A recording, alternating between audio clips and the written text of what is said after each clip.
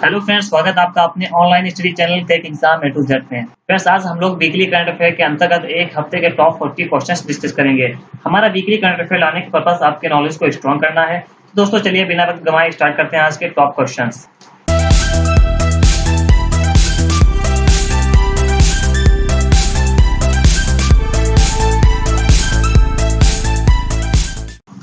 दोस्तों हमारा पहला क्वेश्चन हमारे स्क्रीन पर प्रेजेंट है। हाल ही में आंध्र प्रदेश के विशाखापत्तनम के एलजी पॉलीमर उद्योग से किस गैस का रिसाव हुआ है? दोस्तों ये अच्छा क्वेश्चन है, आपके एग्जाम में आने वाला क्वेश्चन है, इसे आपको ध्यान रखना है। तो इसका जो हमारा करेक्ट आंसर है वो है ऑप्शन ए, स्टायरीन गैस। हाँ दोस्तों, हाल ही में आंध्र प्रदेश के विशाखापत्तनम के एलजी पॉलीमर उद्योग से स्टायरीन गैस का रिसाव हुआ है। अब दोस्तों जानते हैं स्टायरीन गैस के बारे में। सबसे पहले मैं आपको स्टायरीन गैस की कुछ प्रॉपर्टीज बताता हूँ। स्टायरीन गैस की प्रॉपर्टीज आप सुनिए। स्टायरीन गैस मूल रूप से पॉलीस्टायरीन, प्लास्टिक और रेजिन बनाने में इस्तेमाल होती है। यह रंगहीन या हल्का पीला ज्वलनशील लिक्विड होता है और इसकी गंध मीठी होती है। इसे स्टायरोल और विनाइल बेंजीन भी कहा जाता है। बेंजीन और एथिलीन के जरिए इसका औद्योगिक मात्रा में यानी बड़े पैमाने पर उत्पादन किया जाता है। अब दोस्तों जानते हैं स्टायरीन का इंसानों के संपर्क में आने पर क्या इफेक्ट होता है। अगर स्टायरीन की भाप हवा में मिल जाए तो यह नाक और गले में जलन पैदा करती है, फेफड़ों में पानी भरने लगता है। अगर यह ज्यादा मात्रा में शरीर में पहुंच जाए तो सिर दर्द, जी मिचलाना, थकान, सिर चकराना, कंफ्यूजन और पेट में गड़बड़ी जैसी दिक्कतें होने लगती हैं। स्टायरीन गैस स्किन के जरिए भी शरीर में एंटर कर सकती है। ये दोस्तों आपको ध्यान रखना है। ये सिर्फ मुंह और नाक के द्वारा ही अंदर नहीं जाएगी, ये आपकी स्किन के जरिए भी अंदर जा सकती है। अब चलिए फिर समझा करते हैं क्वेश्चन नंबर 2। हाल ही में NABL ने PPE कवरऑल के प्रोटोटाइप नमूनों के परीक्षण के लिए कितनी प्रयोगशालाओं को मंजूरी दी है? Option A 9, option B 8, option C 7, option D 6। तो दोस्तों इसका जो हमारा करेक्ट आंसर है वो है ऑप्शन बी 8। हाल ही में NABL ने PPE कवरऑल के प्रोटोटाइप नमूनों के लिए 8 प्रयोगशालाओं को मंजूरी दी है। यहाँ पे दोस्तों सबसे पहले आप NABL की फुल फॉर्म को समझ लीजिए। NABL की full form national accreditation board for testing and calibration laboratories है। ये प्रयोगशालाएं अब कोरोना वायरस से सुरक्षा के लिए आवश्यक personal protective equipment PPE coverall के प्रोटोटाइप नमूनों का परीक्षण शुरू करेंगी। अब चलिए फ्रेंड्स समझा करते हैं क्वेश्चन नंबर 3। हाल ही में ट्राइफेड ने भारत के जरूरतमंद जनजातियों कारीगरों को मुफ्त में राशन किट प्रदान करने के लिए किसके साथ समझौते ज्ञापन पर हस्ताक्षर किए हैं? Option A AOL, option B IEA, option C CSIR, option D MHRD।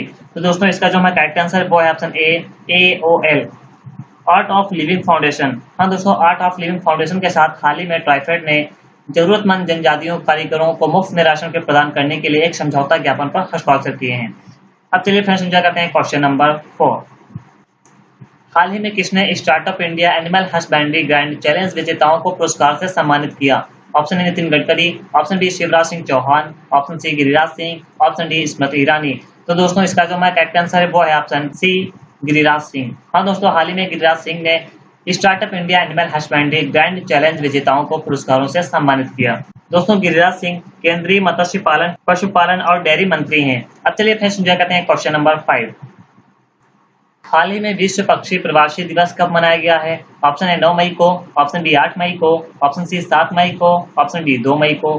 तो दोस्तों इसमें जो हमारा करेक्ट आंसर है वो है ऑप्शन ए 9 मई को। हाल ही में विश्व पक्षी प्रवासी दिवस 9 मई को मनाया गया है। यह दिवस मनाने का उद्देश्य उनके पारिस्थितिक महत्व के साथ साथ आने वाले खतरों पर ध्यान देना है और उन्हें सुरक्षित करने के लिए अंतर्राष्ट्रीय सहयोग को बढ़ावा देना है। दोस्तों इन क्वेश्चंस को एंजॉय करने के साथ साथ आप हमारे यूट्यूब चैनल के एग्जाम एडिटर को सब्सक्राइब कर सकते हैं, साथ में बेल आइकन को भी प्रेस कर लें ताकि आपको ऐसे ही क्वेश्चंस और जीके एंड जीएस की वीडियोस मिलती रहें। अब चलिए फ्रेंड्स एंजॉय करते हैं क्वेश्चन नंबर 6। हाल ही में संयुक्त राष्ट्र और इसके साझेदार एजेंसियों ने कोविड-19 से राहत के लिए कमजोर देशों को कितने बिलियन अमेरिकी डॉलर देने की अपील की है? तो दोस्तों इसका जो हमारा करेक्ट आंसर है वो है ऑप्शन सी 6.7 बिलियन डॉलर। हाँ दोस्तों, 6.7 बिलियन डॉलर संयुक्त राष्ट्र और इसके साझेदार एजेंसियों ने कोविड-19 से निपटने के लिए उन देशों को देने के लिए अपील की है जो कमजोर हैं, या कहने का मतलब गरीब हैं, जो कोविड-19 से लड़ने में सक्षम नहीं है। इसमें सबसे पहले 54 देश लाभान्वित हो रहे थे, लेकिन इसमें 9 और देशों को जोड़ा गया है, जिनमें Pakistan, Benin, Mozambique, Djibouti, Liberia, Philippines, Sierra Leone, Togo और जिम्बाब्वे जैसे देश शामिल हैं। अब चलिए फिर समझा करते हैं क्वेश्चन नंबर 7। हाल ही में किस बैंक ने भारत को 500 मिलियन अमेरिकी डॉलर सहायता प्रदान करने की मंजूरी दी है? तो दोस्तों इसका जो हमारा करेक्ट आंसर है वो है ऑप्शन बी AIIB। हाल ही में AIIB ने भारत को 500 मिलियन अमेरिकी डॉलर की सहायता प्रदान करने की मंजूरी दी है। इस धन का उद्देश्य कोविड-19 के रोकथाम के प्रयासों को बढ़ाने और स्वास्थ्य प्रणाली को मजबूत करने में मदद करना है और साथ ही यह भविष्य के प्रकोपों का प्रबंधन करने में भी मदद करेगा। अब दोस्तों आप AIIB की फुल फॉर्म को समझ लीजिए। AIIB की full form Asian infrastructure investment bank है। एशियन इंफ्रास्ट्रक्चर इन्वेस्टमेंट बैंक है। अब चलिए फ्रेंड्स समझा करते हैं क्वेश्चन नंबर 8।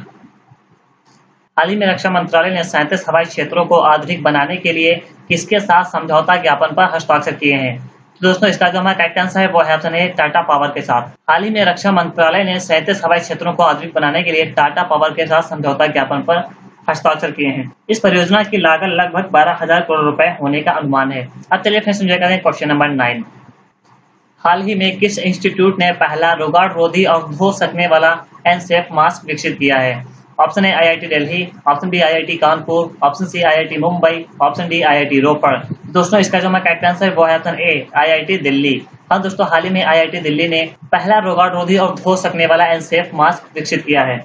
यह फेस मास्क 99.2% तक बैक्टीरिया को खत्म कर सकता है। यह पहला फैब्रिक आधारित फेस मास्क है जिसे लगभग 50 बार धोया जा सकता है और पुनः उपयोग में लाया जा सकता है। अब चलिए फ्रेंड्स एंजॉय करते हैं क्वेश्चन नंबर 10। हाल ही में किस राज्य सरकार ने 1 साल के लिए मैग्नीशियम कार्बोनेट पान मसाला की बिक्री और भंडारण पर प्रतिबंध लगा दिया है? Option A Jharkhand, option B Kerala, option C Uttar Pradesh, option D Haryana. तो दोस्तों इसका जो करेक्ट आंसर है वो है ऑप्शन ए झारखंड। हाँ दोस्तों हाल ही में झारखंड राज्य सरकार ने 1 साल के लिए मैग्नीशियम कार्बोनेट युक्त पान मसाला की बिक्री और भंडारण पर प्रतिबंध लगा दिया है। वो झारखंड सरकार ने इसलिए किया क्योंकि पान में मैग्नीशियम की मात्रा पाई गई थी, इसलिए इसको झारखंड सरकार ने 1 साल के लिए बैन कर दिया है। अब दोस्तों जानते हैं झारखंड के बारे में। झारखंड की राजधानी रांची है। झारखंड के प्रेजेंट टाइम में CM हेमंत सोरेन जी हैं, जबकि झारखंड के प्रेजेंट टाइम में गवर्नर द्रौपदी मुर्मू जी हैं। अब चलिए फ्रेंड्स एंजॉय करते हैं क्वेश्चन नंबर 11। हाल ही में किसे इराक का नया प्राइम मिनिस्टर चुना गया है? ऑप्शन ए बरहम सालेह, ऑप्शन बी मोहम्मद तौफीक अल्लावी, ऑप्शन सी मुस्तफा अल कदीमी, ऑप्शन डी इज्जत सबंदर। तो दोस्तों इसका जो करेक्ट आंसर है वो है ऑप्शन सी मुस्तफा अल कदीमी। हाँ दोस्तों हाल ही में मुस्तफा अल कदीमी को इराक का नया प्रधानमंत्री चुना गया है।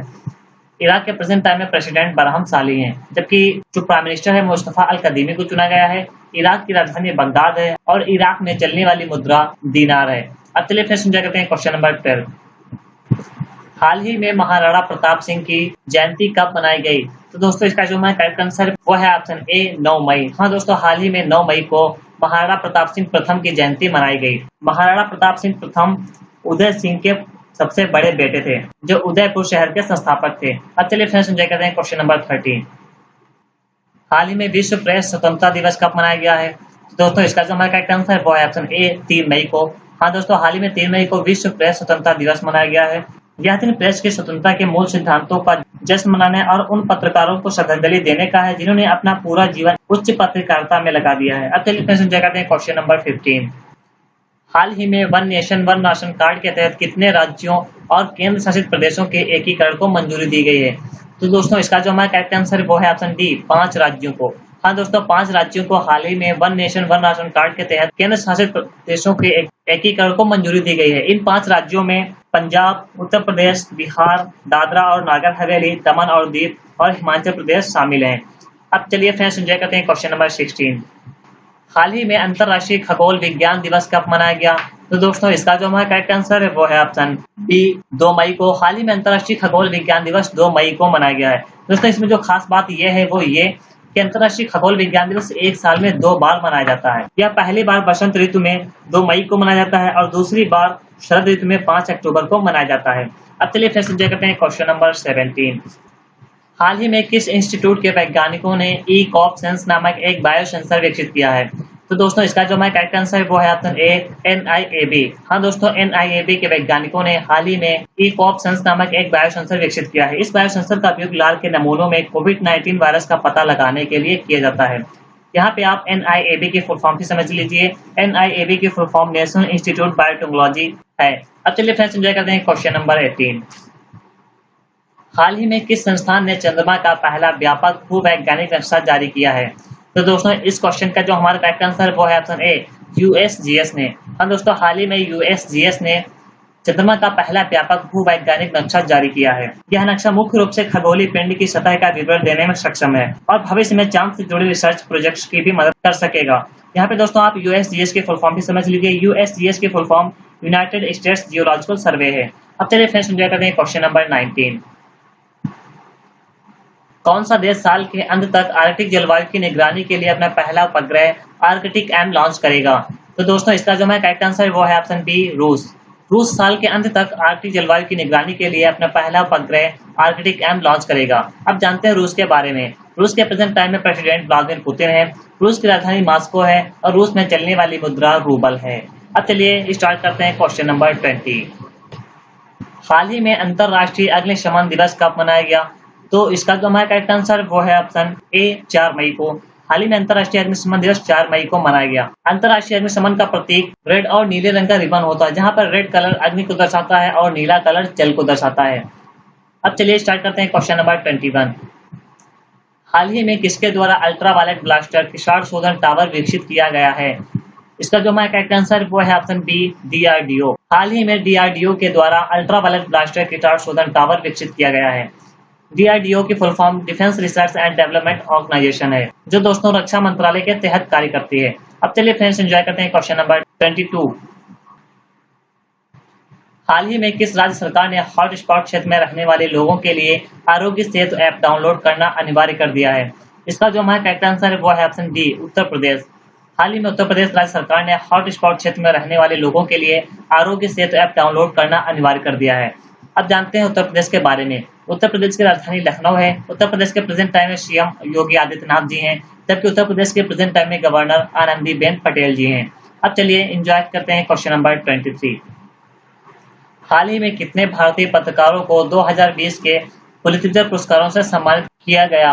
ऑप्शन ए 2 पत्रकारों को, option B 3, option C 4, option D 5। तो इसका जो हमारा करेक्ट आंसर है वो है ऑप्शन बी, 3 पत्रकारों को। हाल ही में 3 भारतीय पत्रकारों को 2020 के पुलित्जर पुरस्कार से सम्मानित किया गया, जिनमें डार यासीन, मुख्तार खान और चन्नी आनंद शामिल हैं।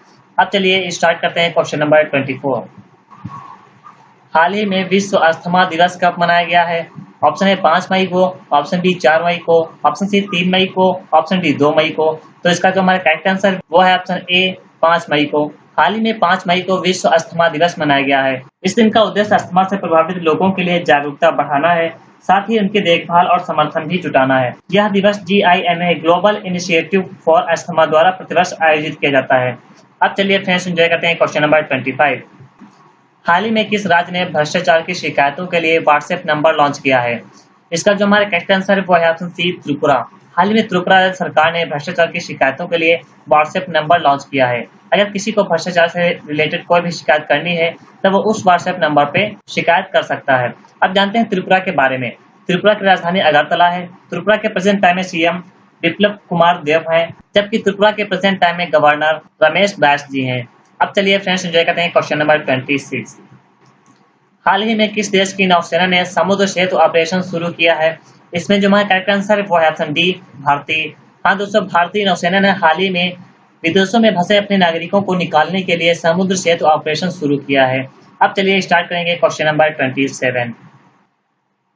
हाल ही में किस देश के राष्ट्रपति ने उत्तर कोरिया के नेता किम जोंग उन को एक स्मारक युद्ध पदक से सम्मानित किया है? तो दोस्तों इसका जो हमारा करेक्ट आंसर वो है ऑप्शन ए, व्लादिमीर पुतिन। हाँ, रूस के प्रेसिडेंट व्लादिमीर पुतिन ने हाल ही में उत्तर कोरिया के नेता किम जोंग उन को एक स्मारक युद्ध पदक से सम्मानित किया है। रूस के बारे में मैंने अभी आपको ऊपर बताया है। अब यहाँ पे मैं आपको उत्तर कोरिया के बारे में बता रहा हूँ। उत्तर कोरिया के जो प्रेजेंट टाइम में नेता है वो मैंने अभी आपको बताया, किम जोंग उन है। उत्तर कोरिया की राजधानी प्योंगयांग है, जबकि उत्तर कोरिया में चलने वाली मुद्रा वॉन है। अब चलिए फ्रेंड्स एंजॉय करते हैं क्वेश्चन नंबर 28। हाल ही में किस राज्य सरकार ने निगाह योजना शुरू की है? इसका जो हमारा करेक्ट आंसर है वो है ऑप्शन सी, हिमाचल प्रदेश।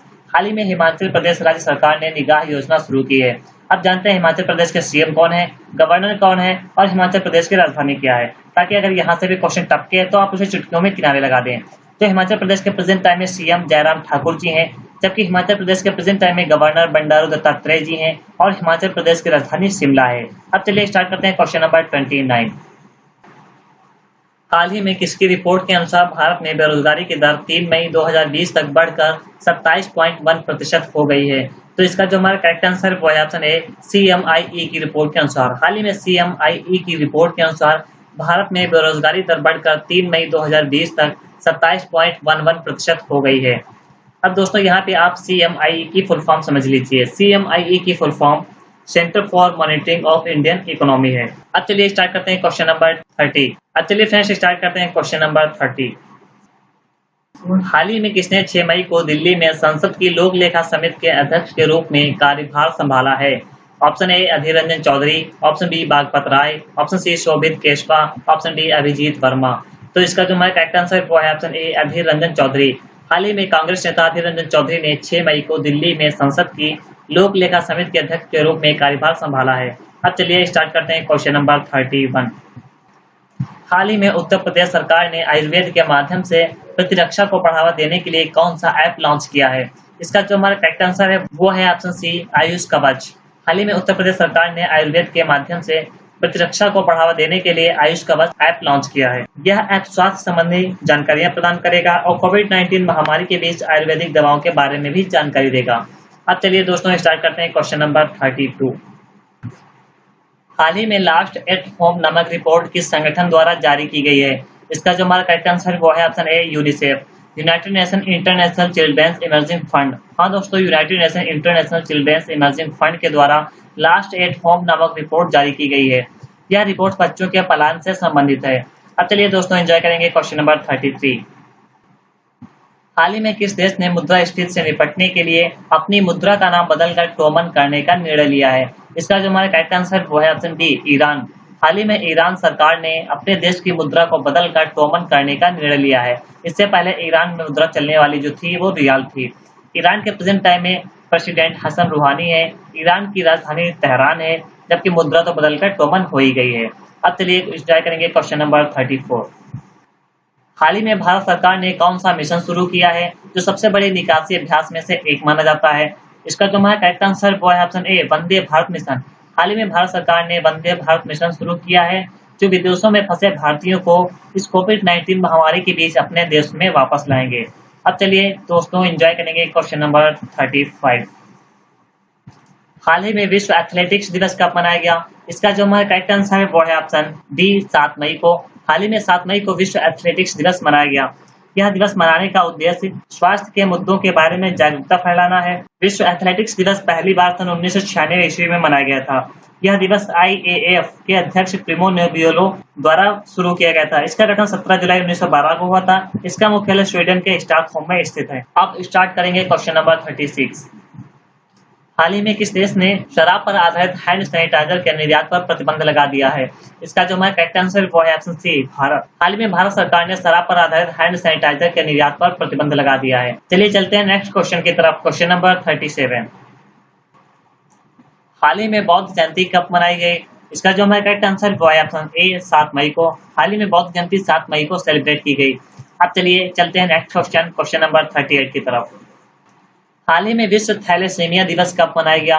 इसका जो हमारा करेक्ट आंसर वो है ऑप्शन बी 8 मई को। हाल ही में विश्व थैलेसीमिया दिवस 8 मई को मनाया गया।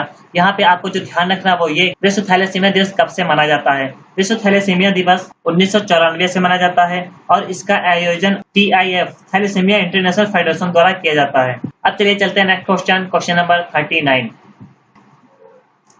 हाल ही में किस राज्य सरकार ने निवेश को आकर्षित करने के लिए 1000 दिनों तक प्रमुख श्रम कानूनों को निलंबित कर दिया है? इसका जो हमारा करेक्ट आंसर है वो है ऑप्शन डी उत्तर प्रदेश। हाल ही में उत्तर प्रदेश राज्य सरकार ने निवेश को आकर्षित करने के लिए 1000 दिनों तक प्रमुख श्रम कानूनों को निलंबित कर दिया है। उत्तर प्रदेश के बारे में जो जानकारी है वो मैं आपको ऊपर दे ही चुका हूँ। आप मुझे बताना चाहते हैं तो आप कमेंट सेक्शन में जाइए, उत्तर प्रदेश के गवर्नर को टाइप कर दीजिए। मैं भी जानूंगा कि आप कितने एक्टिव हैं अपने गोल को अचीव करने के लिए। अब चलिए दोस्तों एंजॉय करेंगे आज का हमारा लास्ट क्वेश्चन, क्वेश्चन नंबर 40। हाल ही में कौन सा राज्य मध्याह्न भोजन राशन प्रदान करने वाला देश का पहला राज्य बन गया है? इसमें जो हमारा करेक्ट आंसर है वो है ऑप्शन सी मध्य प्रदेश। हाँ दोस्तों, हाल ही में मध्य प्रदेश मध्याह्न भोजन प्रदान करने वाला देश का पहला राज्य बन गया है। अब जानते हैं मध्य प्रदेश के बारे में। मध्य प्रदेश के प्रेजेंट टाइम में CM शिवराज सिंह चौहान है। मध्य प्रदेश की राजधानी भोपाल है, जबकि मध्य प्रदेश के प्रेजेंट टाइम में गवर्नर लालजी टंडन जी हैं।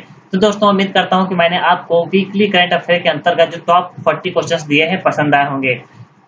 तो फ्रेंड्स वीडियो को ज़्यादा से ज़्यादा लाइक कीजिए, दोस्तों के बीच शेयर कीजिए और हमारे चैनल क्विक एग्जाम एडुकेट को भी सब्सक्राइब कर लीजिए। फिर मिलेंगे टुडे करंट अफेयर की वीडियो में, तब तक के लिए दीजिए इजाजत। हंसते रहिए, मुस्कुराते रहिए, फिट एंड फैंटास्टिक रहिए।